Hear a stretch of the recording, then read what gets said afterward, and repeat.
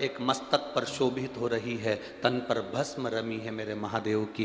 कोई दिखावा नहीं, महल नहीं बड़ा, सोना चांदी नहीं बड़ा, पर मेरे महादेव के पास में जो गया वो खाली ना गया, उसका दिल बहुत बड़ा, उसका दिल, उसका हृदय बहुत बड़ा है, मन बहुत बड़ा है, उसकी चित्तवृत्ति बहुत बड़ी।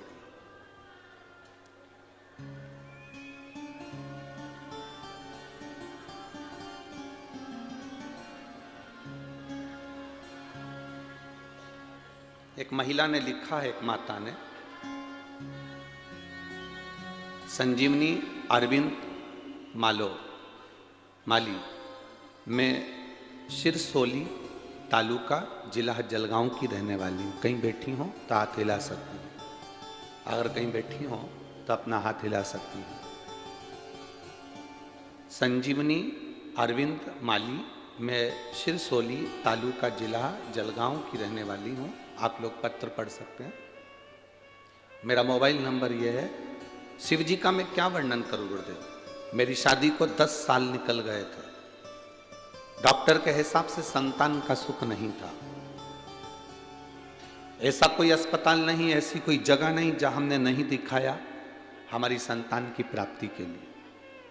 गुरुदेव, एक मां से पूछें कि बच्चे को प्राप्त करने के लिए माँ कितनी मेहनत करती है, भगवान से प्रार्थना करती है, डॉक्टरों को दिखाती रहती है।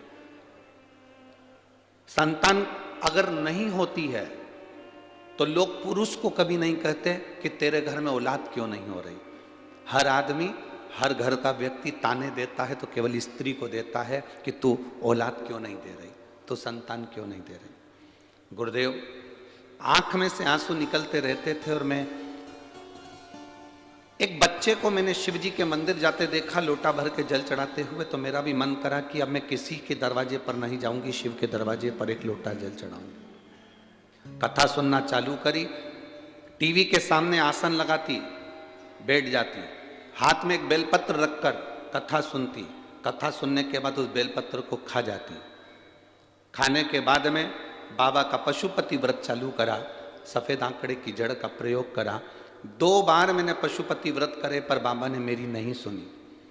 आखिरी में सबने कहा मत कर, परंतु मैंने भी हिम्मत नहीं आ रही। तीसरी बार पशुपति व्रत फिर करा। तीसरा सोमवार था, उसके दिन मंगलवार के दिन मुझे खुशखबरी मिली कि मेरा गर्भ ठहर गया। मेरा गर्भ ठहर गया। मैं बाबा को धन्यवाद देने के लिए आई हूँ। 6/7/2023 को आप कहते हो ना गुरुजी, देवता पल्ला झाड़ कर देते हैं और महादेव छप्पर फाड़ कर देते हैं। मेरे बाबा ने मुझे 10 साल बाद संतान दी तो 2 पुत्र दिए, जिसका मैं फोटो लगा रही हूँ, जिन बच्चों का मैं फोटो लगा रही हूँ। ये बाबा की कृपा से आप लोग टीवी के माध्यम से उन बच्चों का फोटो भी देख सकते हैं, और अगर यहाँ हो तो वो आ सकते हैं। शिव कृपा से, ओघड़दानी की कृपा से, करुणा से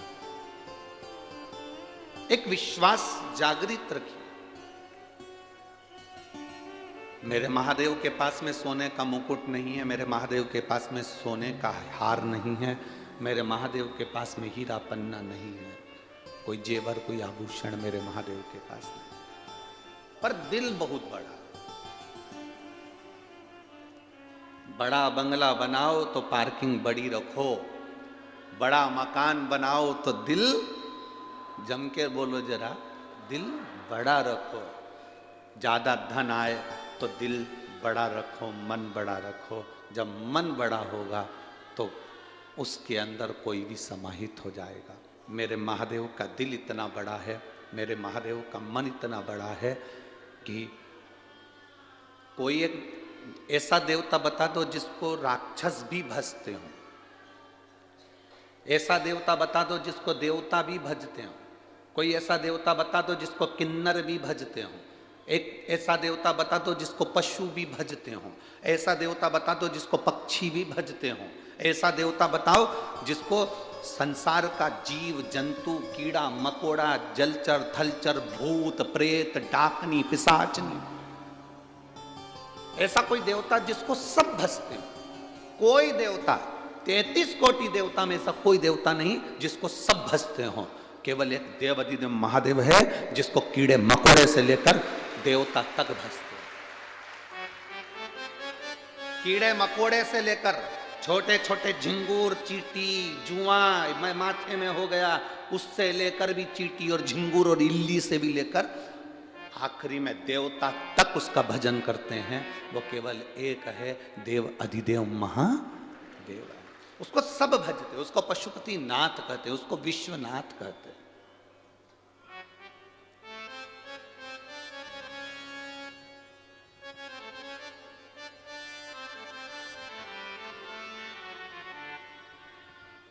कहेंगे लोगों को, किसी को कोई जगन्नाथ कहेगा, कोई किसी को ये नाथ कहेगा, कोई किसी को वो नाथ कहेगा, पर 33 कोटि देवता में केवल एक देवता है जिसको पशुपति नाथ भी कहा गया कि पशु का देवता है, पक्षियों का देवता है, पशु पक्षी का भी देवता। जीव जंतु जलचर थलचर सब, जितने देवी देवता हैं इनकी शादी हुई, शादी में सारे देवताओं को बुलाया गया, पर केवल एक महादेव की शादी ऐसी रही जिसमें देवताओं के पास पत्रिका नहीं गई। मृत्यु लोक में 84 लाख जो योनियां हैं, जलचर थलचर वायुचर भूत प्रेत डाकनी पिशाचनी, सबको निमंत्रण पत्र भेजा गया कि शंकर जी की शादी है, तुम आओ। देवताओं ने, ब्रह्मा जी ने भगवान विष्णु से कहा कि ये भूत प्रेत को बुला रहे हैं, पिशाचों को बुला रहे हैं, डाकनियों को बुला रहे हैं, कीड़े मकोड़े को बुला रहे हैं, ये पशुओं को बुला रहे हैं, शादी कैसे करेंगे? इतने भूत चुड़ैल आ गए तो शादी कैसे होगी? भगवान विष्णु ने कहा जिसने निमंत्रण दिया है वो संभालना जानता है कि कैसे शादी हो, ये वो जानता है। जब व्यक्ति कथा लेता है, शिव महापुराण की कथा लेते हैं, तो सीहोर जब आते हैं और बातचीत होती है और कथा जब दी जाती है तो उनसे कहा दिया जाता है, ये मत सोचना कि कथा तुम करा रहे हो।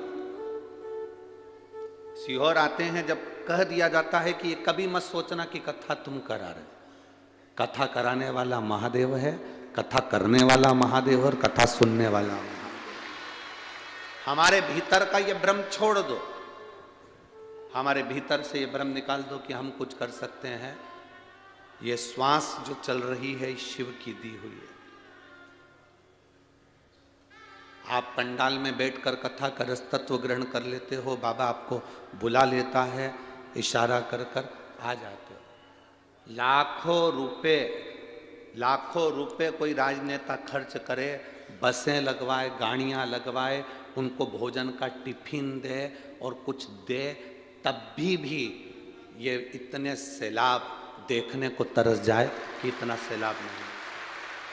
करोड़ों लाखों रुपए भी खर्च कर दे तो इकट्ठा नहीं कर सकता। यहाँ किसी को ना तो गाड़ी भेजी जाती है, ना निमंत्रण देने कोई किसी के दरवाजे पर जाता है। ये यहाँ पर जगदीश जी चौधरी बैठे होंगे, उनसे पूछना किसी के यहाँ पत्रिका दी, किसी के यहाँ निमंत्रण दिया, किसी के यहाँ पीला चावल देकर आया कि आप आना साहब। कहाँ से शिव भक्त आते हैं, कहाँ जाते? अभी 11 बजे कथा पूरी हो जाएगी, दोपहर में 1 बजे यहाँ घूम कर देखना, जो आनंद जो रौनक मेरे बाबा के रहने पर है। मेरे बाबा जब कथा पूर्ण होकर लेकर चले जाते हैं, उसके बाद का नज़ारा एक बार घूम कर देखना कि आपको लगेगा कि हम अपने घर चले जा। रहता नहीं व्यक्ति, जो दिख रहा है ये शिव की कृपा से दिख रहा है। शरीर में जो श्वास है ये शिव ही है। हम हर एक में परमात्मा को क्यों नहीं देखते? हम भगवान को 1 लोटा जल चढ़ाने के लिए जाते हैं तो अपने भीतर ये भाव रखिए कि 1 लोटा जल हम किसी प्यासे को भी पिलाना जाना। हम भगवान को 56 भोग लगाना जानते हैं तो अपने भीतर ये विश्वास रखकर चलना, भाव रखकर चलना कि किसी भूखे को हम 2 रोटी प्रेम से खिला सकें। हम किसी भूखे को 2 रोटी प्रेम से खिला सकें, ये भाव लेकर चलें। कल एक माता स्टील का इतना बड़ा डब्बा था और एक एल्युमिनियम का डब्बा था, इतना बड़ा, एक स्टील का डब्बा और एक एल्युमिनियम का डब्बा। एक स्टील का डब्बा था, एक एल्युमिनियम का डब्बा था। एल्युमिनियम के डब्बे में रोटी और स्टील के डब्बे में बेसन, वो कट्ठा बेसन बनता है, बेसन। उसके पास में दोने भी नहीं थे, कागज भी नहीं था, पत्तल भी नहीं थी, प्लेट भी नहीं थी। हम जहाँ ठहरे हैं, सामने चौधरी जी ने जहाँ ठहराया है, उसके साइड में रोड की ओर जहाँ गाड़ियों की पार्किंग है, वहाँ वो 2 डब्बे को लेकर बैठ गई और 2 रोटी के ऊपर बेसन रखती जा रही थी और किसी को देती जा रही थी। हमने तुरंत उसी समय पर कपिल महाराज जी को भेजा। हमने कहा कपिल महाराज जरा जाकर मालूम करो कि ये कौन है, कहाँ से आया। उसने अपने गांव का नाम बताया और उसने कहा मेरे पास ज़्यादा पैसे तो नहीं थे, पर मैं जिनके यहाँ काम करती हूँ वहाँ से थोड़ा सा पैसा लाके मेरा मन था कि शिव कथा में आने वाले शंकर के इन भक्तों का मुंह झूठा करा दूं, तो मैं बेसन और रोटी लेकर, बेसन और रोटी लेकर 2-2 रोटी उस पर बेसन रख कर दे रही थी। वो जितना लाई हो, वो डब्बे में 4 रोटी हो, 8 रोटी हो, 12 हो, चाहे 15। उसका बंगला भले बड़ा नहीं होगा, पर उसकी पार्किंग बहुत बड़ी है, दिल बहुत बड़ा, हृदय बड़ा रखिए, दिल बहुत बड़ा रखिए। तुम्हारे घर को देखकर कोई नहीं आता, तुम्हारे मन को देखकर आता है। पहले सास थी तो मेहमान आ जाते थे, ससुर थे तो मेहमान आ जाते थे, बुजुर्ग थे, दादा दादी थे तो मेहमान आ जाते थे। जैसे जैसे बहुओं का रुख होता है, वैसे वैसे मेहमान आना बंद कर देते, कोई नहीं आता। बेटों का रुख इतना तीव्र होता है, मेहमानों के आने पर चिड़चिड़ करते हैं, गुस्सा करते हैं, अपशब्द कहते हैं, तो मेहमान भी आना बंद कर देते। प्रेम परोसो, प्रेम दो। मेरे ओघड़दानी ने, मेरे बाबा भोलेनाथ जी ने जो दिया वो प्रेम से दिया। एक पत्र आया है,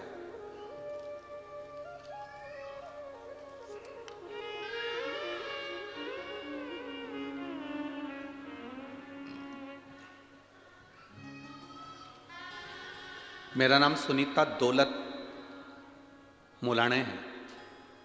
मैं नासिक की रहने वाली हूँ। कहीं बैठी हो तो हाथ हिला सकती हैं। मैं नासिक की रहने वाली हूँ। मेरा मोबाइल नंबर ये है।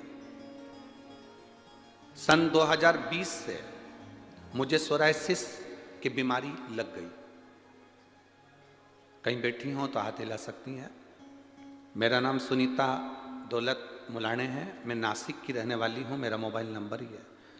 मुझे सन 2020 से सोरायसिस की बीमारी लग गई। पूरे शरीर फट जाता था, उसमें से खून निकलना प्रारंभ हो जाता था। बहुत तकलीफ का सामना करना पड़ा। सारे डॉक्टरों को बीमारी बताई, पर उसका कोई इलाज नहीं मिल रहा था। सब स्किन स्पेशलिस्ट को जाकर दिखाया, फिर भी उसका इलाज नहीं लगा। जहां जहां बड़े बड़े डॉक्टर हैं, चाहे मुंबई तक हो, हमने इलाज करवाया, पर सोरायसिस का कोई इलाज नहीं निकला। तब परिवार के लोगों ने कहा, वो टीवी पर मारा जाता है, वो कहता है कि कथा सुनो, कथा का फल मिलेगा। पंडाल में बैठकर 1 मिनट की भी कथा सुनी है और वहां बैठकर स्तुति करी है तो वो सुनेगा। हम नासिक की कथा में पंडाल में पहुंच गए, कथा सुनी, बाबा से प्रार्थना करी, अगर मेरी सोरायसिस की बीमारी समाप्त हो गई तो मैं जहाँ कथा होगी वहाँ सुनने के लिए जाऊँगी। नासिक में पहले दिन की कथा में पंडाल में सुनी, दूसरे दिन की सुनी, पंडाल की ही मिट्टी को शरीर पर लगाया, बाबा से विनय करी। आज मैं बाबा को प्रणाम करने आई हूँ कि मेरी सोरायसिस की बीमारी, जलगांव में मैं आई हूँ प्रणाम करने के लिए कि समाप्त हो गई। मैं शिव तत्व को प्रणाम करती हूँ। जो डॉक्टर नहीं दे पाए वो मेरे शंभू ने दिया है, शिव ने दिया। अब अभी नासिक की कथा कब हुई थी, कितनी तारीख को हुई थी, आप अंदाजा लगाइए। एक पत्र और है जो नासिक की कथा का भेजा है।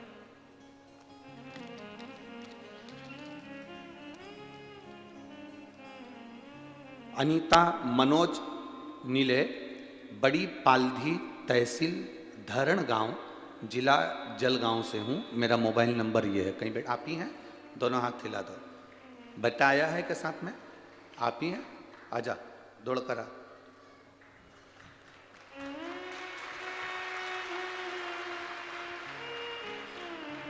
अनीता मनोज नीले, बड़ी पालधी, तहसील धरण गांव, जिला जलगांव से हूँ गुरुदेव। मेरा बड़ा बेटा गौरव मनोज नीले 24 घंटे खांसता था, दमे की इसको बीमारी थी, पंप लेना पड़ता था, दवाइयाँ लेना पड़ती थी और बचपन से लेकर आज तक उसकी स्थिति में कोई सुधार नहीं आया था। सारे एक्सरे में इसके फेफड़े, इसके हृदय में कमजोरी और दमा लेता था। 2 कदम भी चलता था तो थक जाता था, बैठ जाता था। खांसी इतनी करता था कि बचपन से आज तक हम देख देख के परेशान हो गए। सारा इलाज करवा लिया। तब किसी ने कहा नासिक में कथा चल रही है, तुम थोड़ी देर चलो, बैठो। हमने नासिक की कथा में पंडाल में बैठकर कथा सुनी।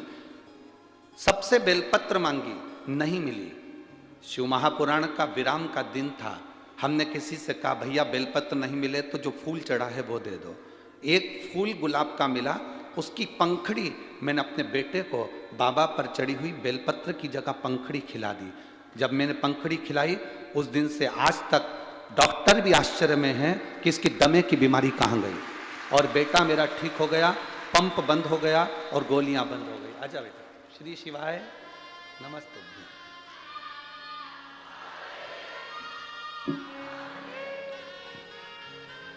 अब मत रो, खुश खुश खुश खुश खुश। अब तो ठीक है ना?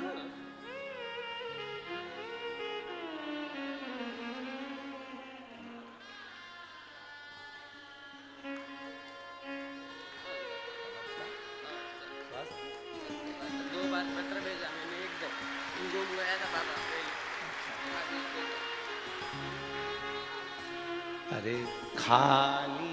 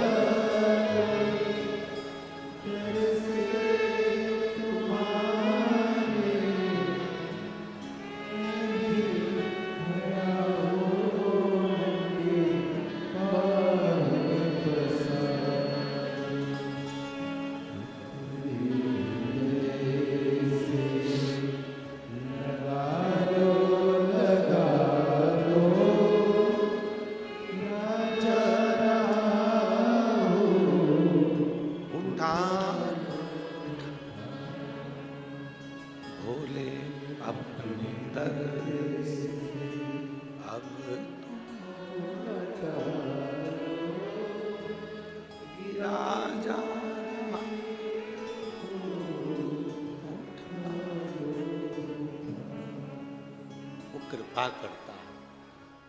कब करता है, कैसे करता है, इसका वही जानता है।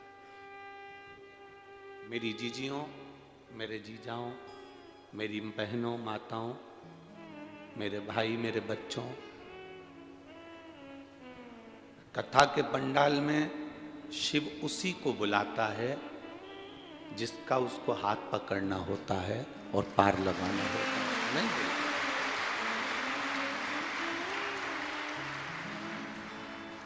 ये पूरी दम लगा लें तो व्यक्ति कथा के पंडाल में नहीं आ सकता।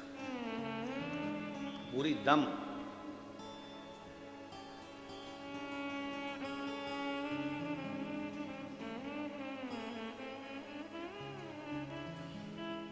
पूरी दम लगा ले तो वो कथा के पंडाल में पांव नहीं रख सकता। उसी को बुलाएगा जिसको उसको पकड़ना, जिस पर उसे कृपा करना। बिना कृपा के वो बुलाता ही नहीं।